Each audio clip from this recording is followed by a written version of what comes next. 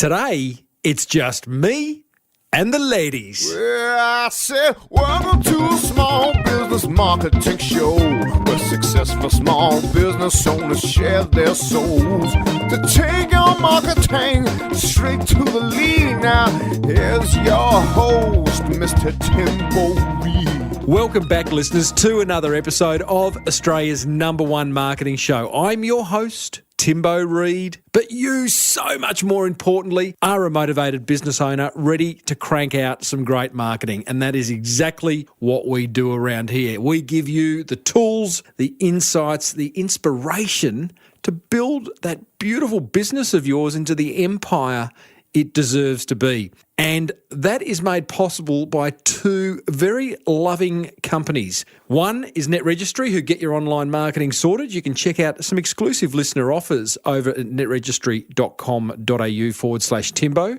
And 99 Designs, the world's largest graphic design marketplace where you're guaranteed to get a design you will love. You get a free $99 upgrade over at 99designs.com/Timbo. Hey, big show. Yeah, big show. Different show today. Got a bit of a trip down memory lane as I revisit 4 fireside chats I've had over the past few years with some amazing business women. Got a motivational quote about the payoff you get for going that extra mile. Got some very interesting news about next episode's guest. And as per usual, I would have to say, and I hope you agree, that there is marketing GOLD dripping from the ceiling over here at Small Business Big Marketing's HQ. So let's get stuck right in. Do you need a speaker for your next conference? Recommend Timbo to your event organiser. Or better still, book him. Tim Reid, that's reid.com.au. I reckon it's time for a quick check-in. How are you? How are you? How's your business? Is it all coming together? Are you ticking some boxes, getting stuff done? My last guest today talks about getting stuff done big time. She's brutal about it. Wait for that. But I hope you've had a great week. I've had a pretty good week. Sort of up and down. You're allowed to share downs as much as ups. I think it's a good thing. Bit of venting, bit of kind of like, we're all in this together. Sold our house this week. I'm a bit sad. Can you hear it in my voice? Yeah. Sort of like family voted and I lost. So we're moving up to town. That's okay. I've also taken the lease on a beach house where I'm going to be sort of going down and sort of like a work retreat. We're also going to have a big family holiday over Christmas, which we're no longer going to do. We're going to spend it down the beach, which is kind of nice. So that balances out selling the family home, I suppose. Hey, spoke at a really good conference, I guess, on Friday in Sydney, a jewellers conference, top 100 performing jewellers for a particular buying group. And, I got the most beautiful thank you at the end of my keynote, a really heartfelt thank you in front of the whole audience by the MC, who was the organiser. And I'm not saying that out of ego. I'm saying it because it just felt so good. And if there's someone you would really love to thank, I encourage you to do it because it will put a smile on their dial, a skip in their step, and don't put it off, because I've got to tell you what this fellow said to the audience after I walked off stage. I tell you what, I didn't need Qantas to fly me home. I could have flown home myself. So it's just a lovely reminder. 99 Designs signed on for another quarter, another 3 months, taking us through till the end of the year, which I'm really excited about. Clearly, being associated with the show is working for them, and that excites me. So I hope you're using them. A little bit more on them later. And working on a new sponsor.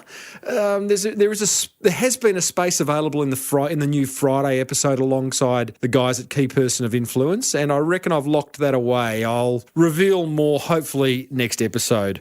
All in all, it's been a pretty good... Oh, the other thing too, that trip I'm taking to the Philippines, there's about 12 listeners going, September 21 with David Warren, the Rock and the Boat tour, where we're going to investigate what it means to outsource your marketing requirements and other business requirements into the Philippines, a 3-day tour.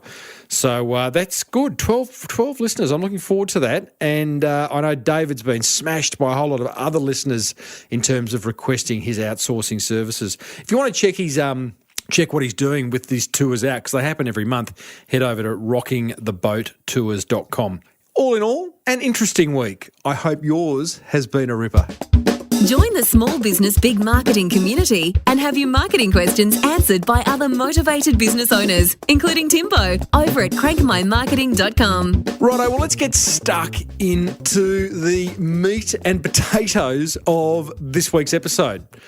As I said, not the normal episode. You and I are taking a trip down memory lane and revisiting some old episodes. And I have gone and pulled out 4 fireside chats I've had with amazing businesswomen over the past few years. You know, one thing I've always been very conscious of is that there's certainly been a skew towards male guests. If you haven't noticed it, I am bringing that to your attention. And I do love talking to the ladies. There's a different dynamic, and often they are more open and transparent. Maybe that's not the word, but certainly open in the way they talk about being in business and going about doing the business. So I have pulled out 4. The first one is Mia Freedman. Now, Mia, past editor of Cosmopolitan, quite an amazing lady, founder and editorial director of Australia's biggest women's blogging website called Mamma Mia. Got an audience of like 650,000 unique users a month. And since being on this show, Mia has started not a podcast, but a podcast network. So maybe I've had some influence on that. I don't know. Maybe I'll never know. Now, an important aspect of effective marketing is single-minded communication. You know, one message communicated well as opposed to 5 messages communicated poorly. So I picked things up where I asked Mia if the single-mindedness of the Mamma Mia blog was the fact that it communicated only to women. And it was for a long time, because at first it was just me, and my husband would say, you know, what's your elevator pitch? What's Mamma Mia about? What's the tagline? And, you know, as a way to sort of challenge me. And I couldn't answer him. And for a long time, I sort of mistakenly, and he mistakenly assumed that was its weakness, that you couldn't say what it was about in 140 characters. But I came to realise and explain to him and understand myself that was actually its strength, because the way women talk is they talk about everything. So they will go from talking about gun control to talking about a celebrity who's just got divorced to talking about, their pelvic floor after they have a baby, to talking about feminism, to talking about climate change. And that will probably be in the first 5 minutes, and it doesn't matter whether they know each other or not. Mm-hmm. And that's very, very different to the way men communicate, you know, and it's also was at the time and is still very different to the majority of websites out there that are directed at women, because you have parenting sites, you have fashion sites, you have news sites, which the news sites tend to be very male dominated and, you know, absolute shit fights in terms of the level of commentary. But I know, as someone who is a parent and someone who's interested in fashion, interested in news, none of those, you know, all of those sites are too specialist for me. Now, Mia, you have spoken a lot about targeting women, marketing to women, and building communities of women. And I know there's a lot of listeners who would love some insights into ways of marketing to women, because it's different to blokes. Yeah, it is different to blokes. It's really interesting. It's something that I've had to sort of step out of myself and try to put it into words, because a lot of what we do is kind of just instinctive. But the most important thing is authenticity. And that was the reason that I was really moving away from magazines, because I just felt that they weren't authentic. Magazines and lots of forms of media don't communicate with women in authentic ways. And what Mamma Mia does is always, and the best thing when you're trying to communicate with women is to try to find an emotional entry point into something. And so I'll give you an example. So there's an ad at the moment for a dishwashing tablet, a new dishwashing tablet, finished dishwashing tablet.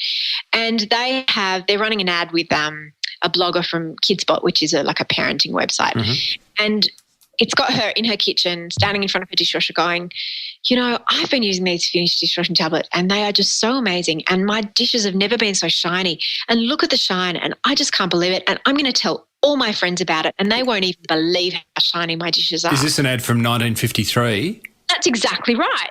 So look at it. And Finish approached us a little while ago about this new dishwashing thing.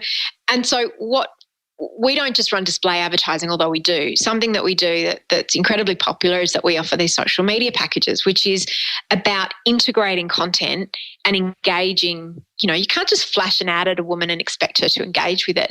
You've got to embed it in a conversation. So, they came to us and they said, we've got this new dishwashing thing and it's got this new ingredient and it's going to do this. And we went, okay, well, that's all very interesting for you, but there's no emotional entry point into having shiny dishes. Like, I don't know anyone who, if any friend of mine tried to tell me about her shiny dish, I'd call an ambulance. Yeah, that ain't no friend of mine. So what we said is, okay, let's talk about dishwashers. What's the emotional entry point of dishwashers? And we worked out it's in every household there is someone who is the dishwashing police. There's someone who knows the perfect way to stack a dishwasher. Yep, that's me, by the way. So you're ringing my bell here. So immediately when I tell that story, everyone will go, "Oh yeah, that's me," or "Oh, that's my flatmate," or "That's my husband." And what it does is that it embeds this information about this new dishwashing thing in conversations about who's the dishwashing police in your house. And suddenly you have all these comments about when people are engaged rather than just passively watching someone talk about their shiny dishes and some new ingredient. I mean, who cares about a new ingredient in a dishwashing tablet? It's how is this relevant to my life and how is this authentic? And that's what I love about online, in that it enables you to talk directly and authentically to women about anything. That was Mamma Mia's Mia Freedman. You can hit Mia up on Twitter. Tell her you heard her on the show at Mia Freedman. Support for this show comes from 99 Designs, where dozens of designers compete to deliver a fast, affordable design you'll love. Speaking of love, their big cheese, Patrick Llewellyn, recently compared 99 Designs to a dating site. We really think of contests almost like the dating paradigm. You go to a nightclub, it's noisy, there's a lot of people to meet, you get to meet a lot of people, and if you're lucky, at the end of that process you might meet someone, right? And then you go on and have dates. And so a contest is kind of like that paradigm. You put up your proposal, lots of designers submit their ideas, and then you start to whittle down to a few of the ones that really resonate with you. And then ultimately you pick one of them, and once you've picked that one designer, the chances of you going on to work with that designer to get other things designed is actually very high. 99 Designs, where love is in the air. For a free $99 upgrade on your first design, visit 99designs.com/Timbo. Get on Timbo's mailing list over at smallbusinessbigmarketing.com. Okay, the next amazing businesswoman that's appeared on the show is Naomi Simson. Now, Naomi is the founder of Red Balloon, which is an amazing online experience retailer. She is also one of the sharks on the Australian version of Shark Tank. Naomi's the one in that big red dress every week. I got Naomi on the show because I went on this media junket a few years ago for Microsoft. About 3 years ago, they invited a few influential bloggers and podcasters down to Tassie for the V8 Supercars to launch Office 360. Naomi's publicity manager was there as well, and that's how this interview came about. Now, Naomi worked at Apple and Ansett prior to starting Red Balloon. So I picked this fireside chat up where I asked Naomi if she ever thought it would be easier to head back to that cushy corporate existence. It never occurred to me to give up, never to me. So I was working from home, keeping my overheads low, passionate about what I was doing. Everybody said, oh, that's such a good idea, but they weren't actually buying. So it never occurred to me to give up. I don't know. I just knew one day it would be okay. It would all turn out in the end, as they say, and it wasn't the end yet, so it would be okay. Isn't that incredible? That whole, so many business owners would be listening to what you just said of it. I know I've got a good idea. I know my service or my product is good, everyone says it is, but they're not buying. That is one of the most frustrating aspects of running a business. Oh, absolutely. Unbelievably frustrating. So, but also, the thing is to keep asking the question, what have I learned? What do I need to change? What do I need to grow? The business is nothing like what it was, 12 or 13 years ago when I started it. It's completely different. In fact, even the business model is different than it once was. So, our point is to keep listening and responding, and using metrics particularly to look for trends, because you can't respond to every customer. If you've got, 500,000 customers now we have a year, well, they've all got an opinion, and many have given their opinions. Well, we can't please all of them. One says they want it blue and the other says they want it yellow. Well, what do you do? So at what point do you go, oh, hang on, enough have said that yellow seems to be the better option? Is there a number? Is it a gut feeling? How do you know? Well, that's when we now look at the technologies available for us as listening tools, and also in terms of analytical tools. I think the most important thing for anybody who does take the time to put pen to paper is that we acknowledge that they have an opinion, and it's really appreciated. And thank you for letting us know. But it's not physically possible to please everybody. No, that's for sure. So there wasn't a point where you thought this is too hard? You learned along the way, things changed, business models changed, the way you went about it changed, but you just kept going. You knew you were on a good thing. What about then the moment when you thought, oh, hang on, this is going to be pretty big? Yeah, I don't know if I overthought that really. Like sometimes you're so busy in the business you're not looking out to the future. Only really since I've become a director rather than, there's a CEO, Christy Buchanan now is the CEO of Revolut, and so I work as a director that I'm far more future-focused and vision-focused. In those early days, it's pretty much hand-to-mouth and you're running very fast, and some days you wonder if you moved ahead at all. And not to say we didn't have some really, really tough times. There's times where I,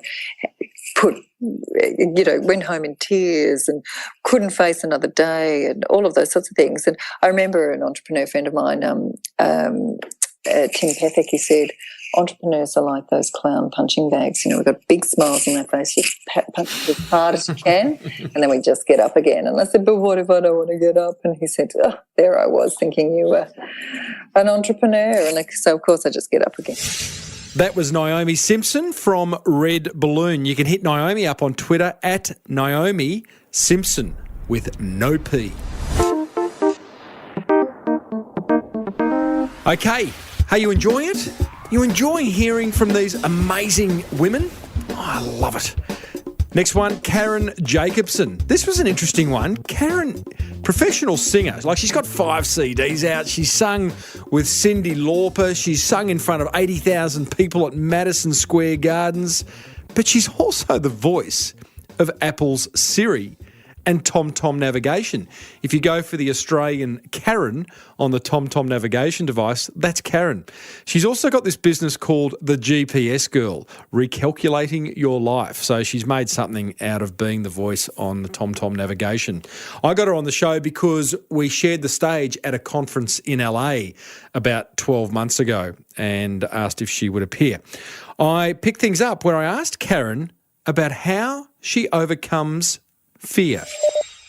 That's an entire other podcast conversation, because overcoming anxiety has been an absolute challenge and mission for me since I was very little. So I'm now in a really healthy place with it, but it took me decades to be able to not feel just beside myself when I was doing something big. Oh, wow. You have opened up a can of worms there. There are listeners just kind of screaming down the speaker, go that way, Tim, go that way. Forget everything else you're going to talk to Karen about.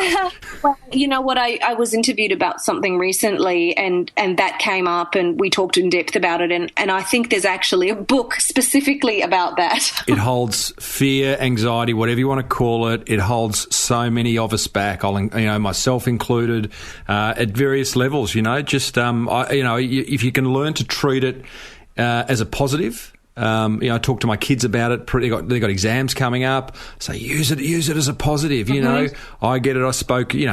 Gosh, you just mentioned 80,000. I spoke to 300 people 2 nights ago. But you get it. But it's like, I just remember saying to myself, enjoy this feeling, you know, like enjoy it? It's interesting we're talking about this because since the time you and I met, which was only a few weeks ago, and now I am in this phase of just bursting through fear.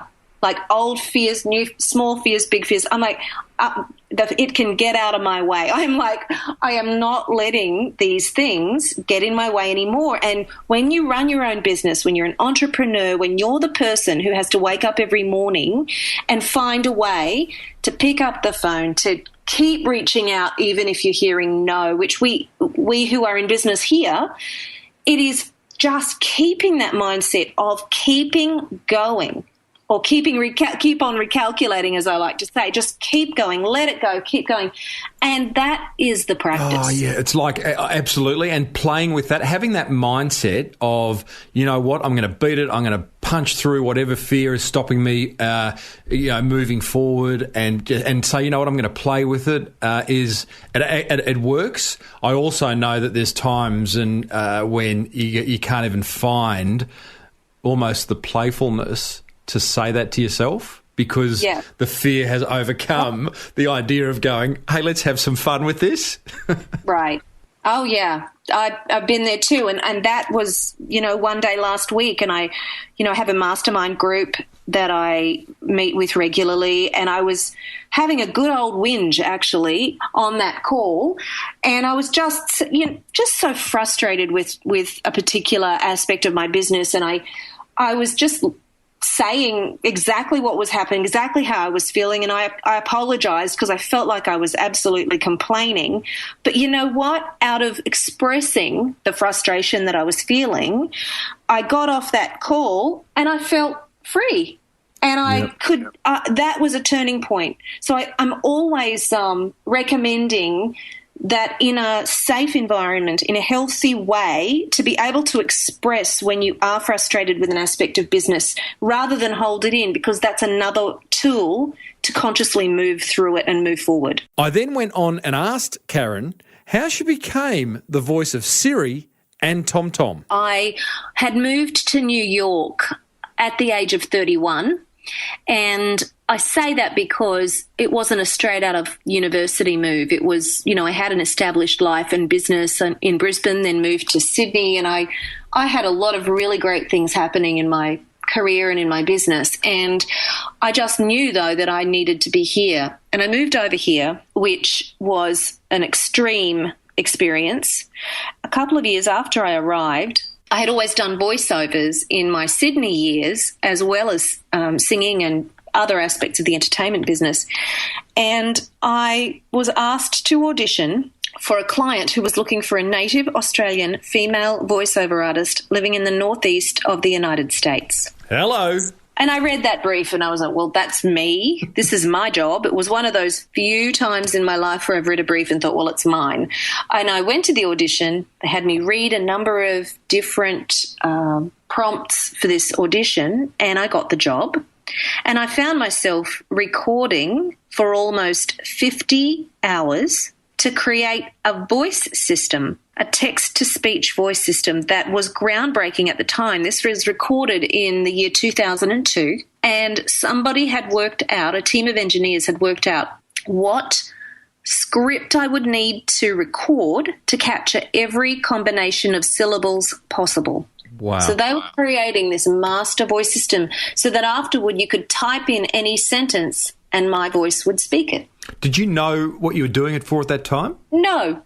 They didn't tell you who the client was? Well, I was doing this for a third-party company, and they said it was going to be used for a variety of things, and that's what I knew, but I wasn't clear what exactly. And I certainly did not expect my voice to be in over 100 million GPS units and 240 million smartphones and elevators and cruise ships and all of the amazing places my voice has ended up. So tell me, okay, how did that happen? So 50 hours you've gone and recorded that for that third-party company that wasn't Apple, obviously, but so did they then sell that technology, which included your voice, to Apple, to TomTom, to Otis elevators? Is that how it happened? Yeah. So that one set of 50 hours work is actually the same work that we hear on Tom and Siri. That's right. Crazy. Isn't it crazy? And just such an unexpected turn in my life and in my career. And I did that job, and then I came back to my life here. And, well, because I actually went upstate to a studio and spent 3 weeks to complete that job. And then I came back to New York and I continued on with my singing and my songwriting and my music. And I just had no idea. And it was quite a while later that my voice popped up in a GPS unit. So is this the first time that 50 hours work had then kind of shown itself publicly? Yes. And how did it happen? Well, I was back in Australia over Christmas, and I got a voicemail message when I was checking my messages, and a girlfriend of mine left this message, and she said, "Karen, my husband and I, we are driving back to New York from Maine after Christmas, and I bought my husband one of those new GPS things, and we're playing with it in the car, and then I said, hey, put it on the Australian voice." And so we put it on the Australian voice, and it's you. You're in the GPS. And I said to my husband, "Oh my God, I bought you Karen Jacobsen for Christmas." That was Siri. Karen Jacobsen. Be sure to hit her up on Twitter. Tell her you heard her on the show at the GPS Girl. Support for this show comes from Net Registry. Recently, I was Skyping it up with Verity Ma, their Chief Marketing Officer, when the line deteriorated. She thought it may be because she had loads of browsers open. At which point I'm like, why so many browsers? Well, because websites appear differently on different browsers. So if I run multiple, then I can get a sense of how our websites are tracking across different browsers and customers' websites. Net Registry, where attention to detail rules. Visit netregistry.com.au/Timbo for a website that works on, well, all browsers. All right, last but certainly not least, is Michelle Bridges. Now, Michelle, for those of you who don't know, and there's a lot of overseas listeners, Michelle's the most influential personal trainer in Australia. She's also the lead coach on the TV series The Biggest Loser. She's the author of 12 best-selling books, holder of 2 Guinness Book of Records, and creator of the amazing 12-week Body Challenge, which is a fantastic online business. I emceed a conference about a year ago, again, where Michelle was one of the speakers. So I got to know her then. Very accommodating lady, I've got to say. We pick things up where I ask Michelle how she deals with her celebrity. When I first started, particularly on television, because that's when people really got to know me. Like, I was very well known in the fitness industry, but no general public, unless they came to my classes or came to my gym, knew me. And so when TV started, suddenly everybody was sort of recognizing me, and I felt completely and utterly embarrassed, mortified, especially if I was with friends, so embarrassed. And because I didn't want to be seen as, in good old Australian terms, as a wanker. Mm-hmm. So if people would come up to me and ask for a photograph, I'd be like, oh, my God, how embarrassing. Yeah, okay, sure. And anyway, a good dear friend of mine said, Michelle, I know you, and so I know that this embarrasses you, but you need to take stock because you're coming across as aloof, like you don't care. And I was like, are you serious? And he said to me, yeah. So you need to embrace this, otherwise you're going to end up coming across to people like you're above them or better than that or whatever. And I was like, oh my God, okay. So slowly but surely, if someone said to me, oh, are you that girl? Are you that girl on that TV show? Instead of like cringing with embarrassment, I'd be like, yeah, I am that girl. And they'd say, can we get a photo? I'm like, sure, let's get a photo. Get as many as you like, and that's not always easy because, you're trying to do your groceries or whatever. Yeah. But it meant I let it flow through me rather than fight it. and it's been a little bit easier to accept it that way. That's really interesting. What a great bit of advice from your friend. Because for someone to tap you on the shoulder and say, hey, you're coming across as aloof versus, gee, I've got some pretty good friends in my life. I've got some pretty good friends. They keep me very well grounded, and they were like, you need to like work this out, Michelle, because it doesn't look good. And I was like, I'm embarrassed. I said, I know that you're embarrassed, but other people don't know that. Yeah. They don't know you. So I thought, it was good advice. I want to finish with a lovely acronym that you share from stage, and I'm sure you share it in other places, Michelle. JFDI. I have a feeling. Yeah. I had a feeling that was going to turn up somewhere in this interview. JFDI.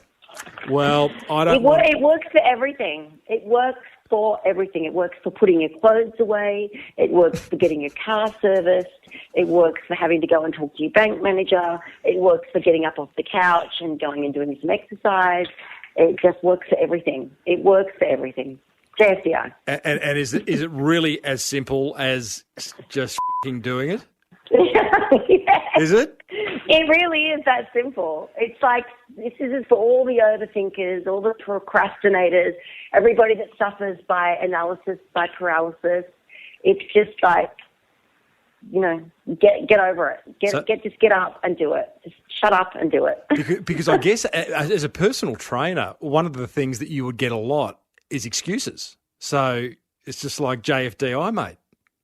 Yeah, I mean, I use them. We all use them. We've all got plenty of them. Some of us polish those excuses to within an inch of their life, and they actually become truths after a while. Yeah. But you end up cutting through all the BS with my beautiful JFDI statement. Love it. Have you got the has Team Bridges got a JFDI T-shirt? We've got the T-shirt, we've got the hat, we've got the bag, we've got the lot. Love it. That was Michelle Bridges, and yes, you can hit her up on Twitter at Mish, M-I-S-H, Bridges. Tell her you heard her on the show. Some wise old soul once said, if you are willing to do more than you are paid to do, eventually you will be paid to do more than you do. Join the Small Business Big Marketing community and have your marketing questions answered by other motivated business owners, including Timbo, over at crankmymarketing.com. That brings us almost to the end of episode 260 of the Small Business Big Marketing Show. Plenty of marketing gold coming your way. Hey, next episode, I have a chat with a chiropractor that is doing some mind-blowing video marketing.